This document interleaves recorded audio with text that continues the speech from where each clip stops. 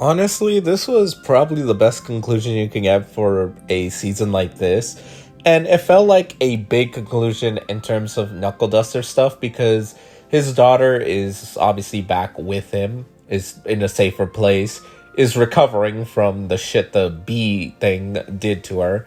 And yeah, it seems like the mother is happy. I don't think she's dead, but I mean, it's closer to it. However, the fact that we do get to see her smile at Knuckleduster giving the news that their daughter is back and safe, I mean, that smile is pretty wholesome. And this episode felt like, yeah, an epilogue to all that we've seen.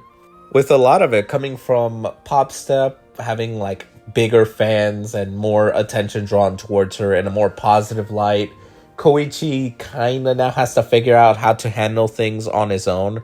Or I guess to be more specific, the crawler, because Knuckleduster's no longer there to essentially be the one to knock the villains out. Now he has to figure a way to stop them or stall them long enough in order for a real hero to come in and, well, help him out. Because the biggest problem comes down to, which is something Captain Celebrity does mention, is all he's doing is putting himself in bigger danger because it'd be one thing if he was able to fight back, but because he's more of just defense and pure defense, that basically means that he's putting himself in immense danger. So, yeah, waiting for another hero to come in and help clean up the mess that he's in is kind of counterintuitive. Though I do like Captain Celebrity. Dude is just honestly tired as hell. He has so much stuff because Makoto keeps dragging him to other things.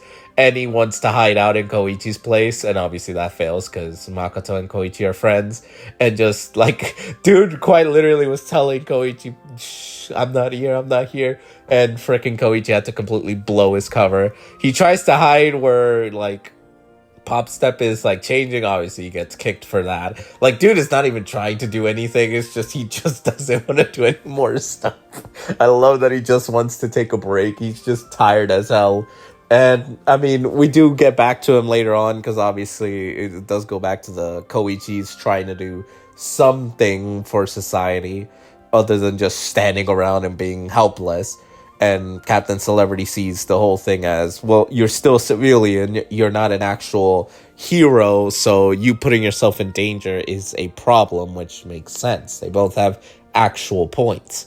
And obviously we go to the stuff in terms of the three kids who are pretty good at singing. They want to know about if any heroes are going to join. I love that this one, I forgot her name, but she basically lied to the kids unintentionally because no hero is going to come in to be the guest. And most of the time, I'd imagine that the main guests are probably Midnight, Present Mike, and Captain Celebrity. Maybe Captain Celebrity a lot more, but I kind of feel bad for this establishment because it's sort of relying on hero celebrity guests. So, yeah, lying to kids, not exactly good, but she keeps it at it. And then Koichi comes in, he wants basically free food, like, oh, you guys have a little more food, I can grab one. And they use the crawler, essentially, to go there. He sings and is not bad, actually, which pisses the others off. Like, this entire section is just funny as hell. Not to mention Captain Celebrity and Indenium being, like, there doing, like, a photo shoot or more of, like, a promotion. And Captain Celebrity being what most celebrities are, just complaining about, like, specific tiny things. But other than that, this one character right here, this new villain, I like, this is an interesting epilogue because it basically shows that, yeah, this is far from over. But this villain, look, the scar he has, and if you pay attention to Knuckleduster's scar, they're sort of similar. It's just something that I wanted to point out. But yeah, he basically causes a truck to hit one of the other trucks, which releases the bat cork person from a previous episode. And I mean, he gets away from Indenium and then goes straight right at Koichi. Like, he's still mad about the stuff related to that episode. He catches Koichi while he's singing, and because he slows down for like a moment, Captain Celebrity was able to land a hit on him, save Koichi, and essentially become an unintentional guest, which manages to make the one chick's words come true, that here's a hero now. And then we go into a different, right towards the end of the episode, where Knuckleduster left his things because he went to go see his daughter and stuff. But also during like one of their missions, another villain they dealt with doesn't have Trigger. So essentially Trigger had kind of just stopped overnight, which, I mean, that's because Knuckleduster stopped the main one who was distributing it. So yeah, that and what Knuckleduster was saying, like how he knows that Koichi got that handled, and it's basically him saying, I'm leaving you to this now. And here's the thing, Knuckleduster was using Koichi and Popstep in order to find his daughter, and the whole Trigger stuff, because that was the big motivation in the first place. And yeah, he left his things because obviously he's kind of done with that part of his life. Obviously, Koichi doesn't really think that, and I think it's interesting that in the epilogue kind of self-reflection, he does note that his master had basically just disappeared for months, and this was more of an indication that, yeah, the crawler has to now fly solo and handle things, but that's good, because I genuinely think that if Koichi had kept having Knuckleduster by his side, or I guess being by Knuckleduster's side, I do not think that he would be able to grow as a hero, because he is improving. Like, dude is learning new abilities. He was able to save Makoto with his own determination. This is because a lot of it was thanks to Knuckleduster having helped him put him in this path.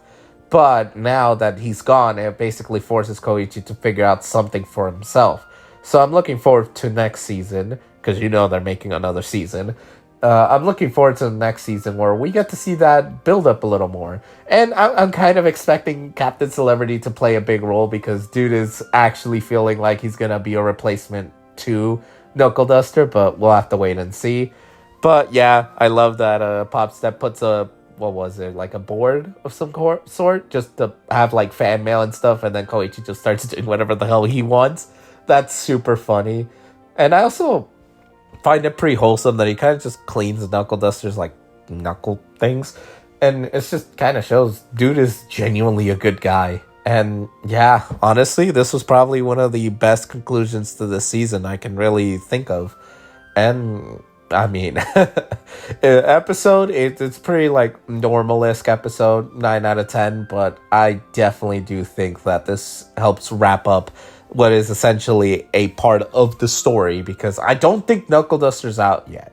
There's still a lot of stuff that we have to learn from him, as well as the fact that he mentioned he was after the drug. Now, it just so happens that his daughter's body that's being possessed was distributing that drug. So I think those two didn't 100% correlate, but now they are, and obviously, you know, he'll come back into the story. As for Koichi, oh my god, I kind of want to see where this goes for him, because I genuinely think he's going to grow as a stronger character as the series progresses. So, yeah, I really like this episode, and yeah, 9 out of 10.